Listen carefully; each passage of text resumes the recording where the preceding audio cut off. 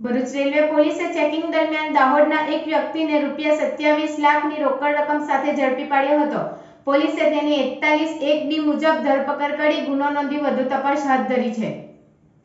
આગામી 7મી મેના રોજ લોકસભાની ચૂંટણી યોજાનાર છે, જ્યારે જિલ્લામાં કોઈ અનિચ્છનીય બનાવ ન બને અને શાંતિપૂર્ણ માહોલમાં ચૂંટણીઓ પૂર્ણ થાય તે માટે જિલ્લાની દરેક પ્રવેશદ્વારોએ વાહન ચેકિંગ સહિત કાર્યવાહી ચૂંટણી વિભાગની ટીમો અને પોલીસ વિભાગ દ્વારા કરવામાં આવી રહી છે। ભરૂચ રેલવે પોલીસ દ્વારા પણ લોકસભાની ચૂંટણીઓને ધ્યાનમાં રાખી પ્લેટફોર્મ અને ટ્રેનમાં કડક ચેકિંગ હાથ ધર્યું હતું, જેમાં ભરૂચ રેલવે પોલીસે પણ સંકમદ પર બાજ નજર રાખી હતી। આજરોજ ભરૂચ રેલવે પોલીસ મથકના PSI JB મીઠાપરા અને તેમની ટીમના માણસો લોકસભાની ચૂંટણીઓને અનુલક્ષીને અંકલેશ્વર રેલવે પ્લેટફોર્મ પર ચેકિંગમાં હાજર હતા।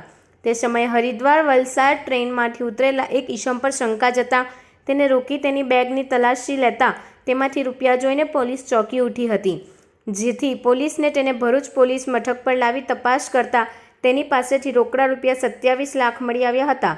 પોલીસે તેનું નામ થામ પૂછતા તે દાહોદની ઝૂલેલાલ સોસાયટીમાં રહેતો યોગેશ પ્રીતમાણીનું જણાવ્યું હતું, જ્યારે તે આ રૂપિયા અંકલેશ્વરના વેપારીને આપવા માટે આવ્યો હતો, જેથી પોલીસે તેના વિરુદ્ધ 41(1)D મુજબ ગુનો નોંધી વધુ તપાસ આરંભી છે।